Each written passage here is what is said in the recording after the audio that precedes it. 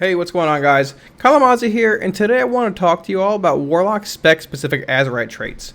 Now, there are some traits that are shared across all three specs, and some of them are actually pretty powerful, but I really want to focus on the top 3 spec-specific Azerite traits today. Now, I'm going to be going over the traits that are in the first row of our Azerite gear first, and these are going to be the traits that correspond specifically to the spec you're playing, whether it be Destruction, Demonology, or Affliction, with there also being a generic trait as well. Towards the end of the video, I'll be going over the traits that are in the second row and the ones that I think are going to be most powerful heading into certain situations. I do want to say before we start the video as well that this is currently towards the end of week 1 in Battle for Azeroth, and there will be a whole lot more tuning over the coming weeks and probably the week after Uldir is released, so be sure to keep an eye out for Azerite trait tuning posts and things of the sort if Blizzard decides to tune, whether it be buffing or nerfing certain traits. Inevitable Demise is the first of 3 Affliction-based Azerite traits that I want to talk about, and with good reason. It is easily one of, if not the most powerful trait out of any of the 3 Warlock specs currently. On fights like Zul, Gahoon, or any encounter with a good bit of ads present, you're able to ramp up to 100 stacks extremely quickly, and once you do, drain life hits like an absolute truck. With Absolute Corruption being as powerful as it currently is, I can see this easily being the go-to trait for a good bit of Uldir fights where there are a large amount of ads present. I also believe it would be the best Azerite trait for Mythic Plus, and I think it will lead to some pretty crazy strategies revolving around bosses being pulled with certain trash packs. Racking Brilliance is overall the strongest trait that Affliction has at its disposal if you remove ads from the encounter.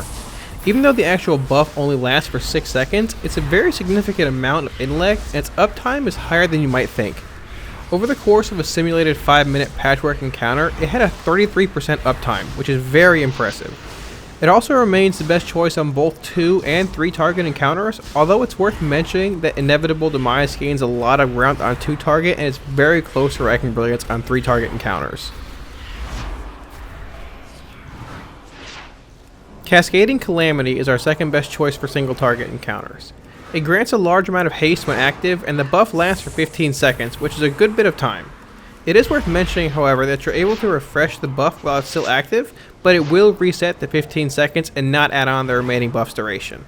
It does lose a good bit of value on 2 or more target encounters, but at that point, Inevitable Demise is the better choice if you have it at your disposal regardless. Moving on to Destruction, Crashing Chaos is the best spec-specific trait that Destruction has to offer for both single and multi-target encounters. It gives you a 30-second buff that increases the damage of your next 8 Chaos Bolts by a certain amount. One thing that I wanted to mention, and you will see here, is that when you cast a Chaos Bolt in a Havoc window, it only consumes 1 charge from the buff it gives, but both Chaos Bolts do in fact receive the damage increase from Crashing Chaos. This leads to some very strong burst windows, especially on 2 target boss encounters and in Mythic Plus where you're able to use your Infernal on trash. It's worth mentioning as well that it's actually pretty challenging to try and fit in all 8 Chaos Bolts before the buff drops, so I would recommend having nearly 5 shard storage before actually dropping your Infernal and opening up on your Chaos Bolts. Chaotic Inferno increases the base damage of Chaos Bolt and also grants Chaos Bolt a 25% chance to make your next Incinerate instant. It does gain a bit more value on 2 and 3 target encounters, but not nearly as much as other traits, and there's a pretty decent bit of RNG tied to Chaotic Inferno as well, so I suppose the name is actually pretty suiting. It does not seem to have an internal cooldown from what I can tell, and if it actually does, it's definitely not longer than 15 seconds. Bursting Flare is the final Destruction trait that I wanted to cover. It states that whenever you cast Conflagrate on a target affected by your Immolate, you gain a bit of mastery and it stacks 5 times. The interesting thing about Bursting Flare is that you can reach 5 stacks and then effectively maintain the buff for the remainder of the encounter as long as you're able to keep Immolate rolling and cast Conflagrate once on the target every 20 or so seconds. If you apply Havoc to targets affected by your Immolate and then cast Conflagrate, it does grant you 2 stacks off the first Conflagrate and then brings you to 4 off the second, which is a nice bonus and can lead to some strong burst windows.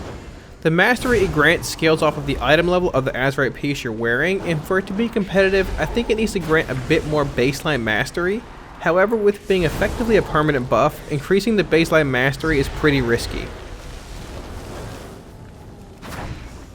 Forbidden Knowledge is a relatively strong single target trait for Demonology Warlocks.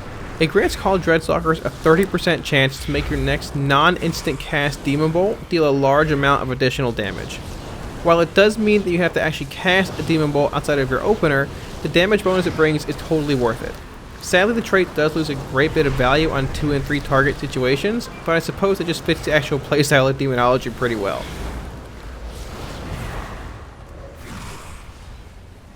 Demonic Meteor, I would say, is the second best overall trait for Demonology, but it does depend on the encounter. It buffs Hand of Gul'dan's impact damage, which is nice for large Mythic Plus trash pulls as well as stacked boss encounters, and also grants you a 5% chance per each soul shard spent on Hand of Gul'dan to be refunded. It's almost like having a mini soul conduit built into an Azerite trait, which is nice, but as we all know far too well with soul conduit, leads to some frustrating RNG at times. I do think both this trait and Forbidden Knowledge have their places where each could be better, but I feel Demonic Meteor is much more versatile when it comes to Mythic Plus and multi-target raid encounters. I did, however, manage to save the best talent for last. Supreme Commander is the best spec-specific talent that Demonology has to offer in mostly every scenario, and it's by a good bit. When your Demonic Commander expires, it grants you a large bit of intellect for 15 seconds, as well as a stack of Demonic Core, which is pretty impactful. The amount of intellect it grants you is close to the amount that Wrecking Brilliance grants Affliction, but the Demonology buff is for 15 seconds versus the Affliction buff being only for 6 seconds. The Demonic Core stack is just icing on the cake and can lead to some pretty strong sustained DPS openers from Demonology Warlocks. I feel that the actual trait is one of the most flavorful out of all 3 Warlock specs, if that really means anything I guess, and the fact that it's the best choice for Demonology is just awesome. When looking at the choices we have in our second Azerite row, there are 3 traits that stand out a bit from the others. Heed My Call is first of the 3, and it grants your damaging abilities a chance to deal a moderate amount of damage to your target, and a smaller amount of damage to enemies around that target. It is effectively the middle ground trait between both Azerite Globules being an AoE talent, and Overwhelming Power being more so a single target talent, which we'll take a look at right now. Overwhelming Power gives your spells and abilities a chance to grant you 25 stacks of Overwhelming Power, with each stack being worth 20 haste. You lose 1 stack per second and an additional stack each time you take damage, so there's a bit of RNG factored into it at times. Both Overwhelming Power and Heed My Call are very close in actual damage output when it comes to both Demonology and Destruction, so close in fact that I'm honestly going to say it's on a case-by-case basis for each player, and your best bet if given the choice between the two is honestly just to sim your character. I will say that Overwhelming Power does appear to be performing a decent bit better for Affliction than Heed My Call, but even then I would still recommend simming your character to be certain. The final trait that I wanted to mention is Azerite Globules. This trait is really only better than the previous 2 on encounters that have 3 or more stacked targets. With Azerite Reforging being so expensive after a bit of time, I'm just not sure how worthwhile it actually is swapping to Azerite Globules for Mythic Plus or certain fights over Heed My Call or Overwhelming Power. I suppose over the course of time it will be easier to acquire duplicate Azerite pieces to craft very specific gear sets, and then that could be a reasonable time to take Azerite Globules if you have no plans on respecking your talents.